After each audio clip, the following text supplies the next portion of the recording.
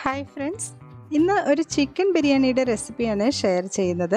Hyderabadi chicken biryani. അപ്പോൾ നേരെ നമുക്ക് റെസിപ്പിയിലേക്ക് പോകാം. ഞാൻ റോഷ്നിയാണ് and you watching Tinkles. Video ഇഷ്ടമായാൽ ലൈക്ക് ചെയ്യാനും സബ്സ്ക്രൈബ് ചെയ്യാനും മറക്കരുത്. ആദ്യം നമുക്ക് 5 സവാള ഇതുപോലെ കനം കുറച്ച് കട്ട് ചെയ്തെടുത്തിട്ടുള്ളതാണ്. അതൊന്ന് ഫ്രൈ ചെയ്തെടുക്കാം. അപ്പോൾ സൺഫ്ലവർ ഓയിലാണ് ഇതൊന്ന് ഫ്രൈ ചെയ്തെടുക്കുന്നത്. ഒരു മീഡിയം സൈസിലുള്ള 5 സവാളയാണ് എടുത്തിട്ടുള്ളത്. അപ്പോൾ ഇതൊരു ബ്രൗൺ കളർ ആകുന്നത് വരെ നമുക്കൊന്ന് വെയിറ്റ് ചെയ്യാം. ഒരു കളറൊക്കെ മാറി ബ്രൗൺ കളർ ആയിട്ടുണ്ട്. ഇനി ഇത് പെട്ടെന്ന് തന്നെ നമുക്ക് എണ്ണയിൽ നിന്ന് മാറ്റാം. അപ്പോൾ ഒരു 2 പ്രാവശ്യമായിട്ട് ഇത് സവാള എത്രയും ഒന്ന് ഫ്രൈ ചെയ്ത് എടുത്ത് മാറ്റി വെച്ചിട്ടുണ്ട്.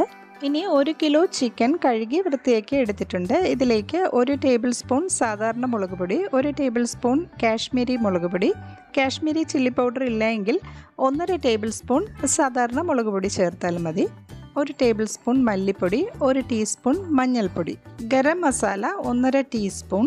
ഇനി 5 പച്ചമുളകും ഒരു 10-15 അല്ലി വെളുത്തുള്ളിയും ഇതുപോലെ 2 പീസ് ഇഞ്ചിയും എടുത്തിട്ടുണ്ട്. അതൊന്ന് ക്രഷ് ചെയ്തെടുത്തിട്ടുണ്ട്, അതുകൂടെ ചേർത്ത് കൊടുക്കാം. ഇനി മല്ലിയിലയും പുതിന ഇലയും എടുത്തിട്ടുണ്ട്, ചെറുതായിട്ട് കട്ട് ചെയ്തതാണ്. അത് ഓരോ പിടി വീതം ചേർത്ത് കൊടുക്കാം. നമ്മൾ ഫ്രൈ ചെയ്ത് വെച്ചിട്ടുള്ള സവാളയിൽ നിന്നും ഏകദേശം ഒരു 1/4 ഭാഗം കൂടെ ഇതുപോലെ ഇതിലേക്ക് ചേർത്ത് കൊടുക്കാം. കൈകൊണ്ടൊന്ന് പൊടിച്ച് ചേർത്ത് കൊടുക്കാം. 2 ടീസ്പൂൺ ഉപ്പ്, 2 ടേബിൾ സ്പൂൺ സൺഫ്ലവർ ഓയിൽ, പിന്നെ 1 കപ്പ് തൈര്, അതും ചേർത്ത് കൊടുക്കാം. ഇനി ഇത് നന്നായിട്ടൊന്ന് മിക്സ് ചെയ്തെടുക്കാം. ഇത് 1 മണിക്കൂറോ അല്ലെങ്കിൽ കുറഞ്ഞത് അരമണിക്കൂറെങ്കിലും അടച്ച് മാറ്റി വയ്ക്കാം. ബസ്മതി റൈസ് 4 കപ്പ് എടുത്തിട്ടുണ്ട്. ഇത് നന്നായിട്ട് വാഷ് ചെയ്തിട്ട് വെള്ളമൊഴിച്ച് ഒരു 20 മിനിറ്റ് നമുക്കിത് അടച്ച് മാറ്റി വയ്ക്കാം. ഇനി റൈസ് കുക്ക് ചെയ്യാനായിട്ട് ഇതുപോലൊരു പാത്രത്തിൽ വെള്ളം തിളപ്പിക്കാനായിട്ട് വെച്ചിട്ടുണ്ട്. ഇതിലേക്ക് നമുക്ക് സ്പൈസസ് ചേർത്ത് കൊടുക്കാം. ഒരു 2-3 പീസ് കറുവപ്പട്ട എടുത്തിട്ടുണ്ട്, ഒരു ചെറിയ പീസ് ജാതിപത്രി, പിന്നെ ഏലക്ക ചതച്ചത് ഒരു 5 എണ്ണം, ഒരു 7-8 ഗ്രാമ്പു, പിന്നെ ഒരു ചെറിയ പീസ് തക്കോലം, ഒരു ബേ ലീഫും കൂടെ ഇതുപോലെ ഒന്ന് കട്ട് ചെയ്ത് ഇട്ട് കൊടുത്തിട്ടുണ്ട്. 1 ടേബിൾ സ്പൂൺ ഉപ്പും പിന്നെ 2 ടേബിൾ സ്പൂൺ സൺഫ്ലവർ ഓയിലും കൂടെ ചേർത്ത് കൊടുക്കാം. ഇനി വെള്ളം ഒന്ന് തിളച്ച് വരുമ്പോൾ നമുക്കിതിലേക്ക് ബസ്മതി റൈസ് ചേർത്ത് കൊടുക്കാം. ഇതിപ്പോൾ 20 മിനിറ്റ് കഴിഞ്ഞിട്ട് ഊറ്റിയെടുത്ത് വെച്ചിട്ടുള്ളതാണ്. അത് നമുക്ക് ഇതിലേക്ക് ചേർത്ത് കൊടുക്കാം. ഇനി നമുക്ക് ഈ ഒരു റൈസ് ഒരു 75% ഒക്കെ ഒന്ന് കുക്കാക്കി എടുത്താൽ മതിയാവും. ബാക്കി നമ്മൾ ദം ചെയ്യുമ്പോഴാണ് കുക്കാവുന്നത്. അപ്പോൾ ഇത് തുറന്നു വെച്ച് തന്നെ കുക്ക് ചെയ്യാം. ഇപ്പോൾ ഇത് ഏകദേശം ഒരു 75% ഒക്കെ വെന്ത് വന്നിട്ടുണ്ട്. ഇനി നമുക്ക് ഇതുപോലൊന്ന് പെട്ടെന്ന് തന്നെ ഊറ്റി മാറ്റാം. ഇനി ഒരു കടായിലേക്ക് 2 ടേബിൾ സ്പൂൺ നെയ്യ് ഒഴിച്ചു കൊടുക്കാം. നമ്മൾ മാരിനേറ്റ് ചെയ്ത് വെച്ചിട്ടുള്ള ചിക്കൻ ഇതിലേക്ക് ചേർത്ത് കൊടുക്കാം.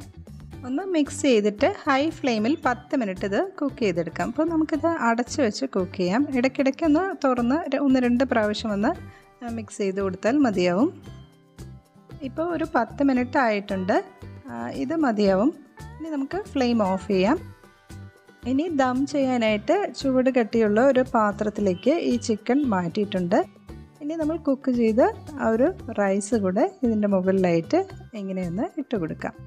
ഇനിയിപ്പോൾ നോൺ സ്റ്റിക്ക് പാനിലാണ് ദം ചെയ്തെടുക്കുന്നതെങ്കിൽ പഴയ ഒരു ദോശക്കല്ല് വെച്ചിട്ട് അതിൻ്റെ പുറത്തായിട്ട് ആ ഒരു പാൻ വെച്ച് കൊടുത്താൽ മതി. ഇതിപ്പോൾ നല്ല കട്ടിയുള്ള ബിരിയാണി ചെമ്പായതുകൊണ്ട് തന്നെ നേരിട്ട് അടുപ്പിൽ വെച്ച് കൊടുക്കുകയാണ് ചെയ്യുന്നത്. ഇനി ഇതിൻ്റെ ടോപ്പിലായിട്ട് നമ്മൾ ഫ്രൈ ചെയ്ത് വെച്ചിട്ടുള്ള ബാക്കി സവാളയും കുറച്ച് കാഷ്യൂ നട്ട്സും കിസ്മിസും കൂടെ നെയ്യിലൊന്ന് ഫ്രൈ ചെയ്തെടുത്തിട്ടുള്ളതാണ്, അതുകൂടെ ഇട്ട് കൊടുക്കാം. കുറച്ച് മല്ലിയിലയും പുതിനയിലയും ഒന്ന് ചോപ്പ് ചെയ്തെടുത്തിട്ടുണ്ട്, അതും ഇട്ട് കൊടുക്കുന്നുണ്ട്. ഒരു 1/4 ടീസ്പൂൺ കുങ്കുമപ്പൂവിലേക്ക് ചൂട് പാല് ഒഴിച്ച് വെച്ചിട്ടുള്ളതായിരുന്നു ഇതും കൂടെ ഒഴിച്ചു കൊടുക്കാം. ഇതിന് പകരം ഒരു 1/4 ടീസ്പൂൺ മഞ്ഞൾപ്പൊടി പാലിലൊന്ന് കലക്കി ഒഴിച്ചു കൊടുത്താലും മതി. 2 ടേബിൾ സ്പൂൺ നെയ്യ് കൂടെ ഒഴിച്ചു കൊടുക്കാം. ഇനി ഇത് അടച്ചു വെച്ചിട്ട് 20 മിനിറ്റ് ലോ ഫ്ലെയിമിൽ നമുക്കൊന്ന് ദം ചെയ്തെടുക്കാം.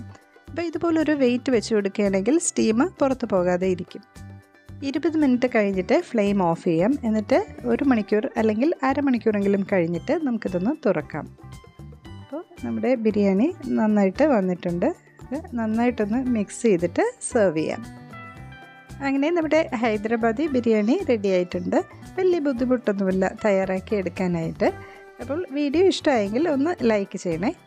ചാനൽ ഇതുവരെ സബ്സ്ക്രൈബ് ചെയ്യാത്ത ഫ്രണ്ട്സ് പ്ലീസ് ഒന്ന് സബ്സ്ക്രൈബ് ചെയ്ത് സപ്പോർട്ട് ചെയ്യണേ. വീണ്ടും മറ്റൊരു വീഡിയോയുമായി വരാം. നന്ദി, നമസ്കാരം.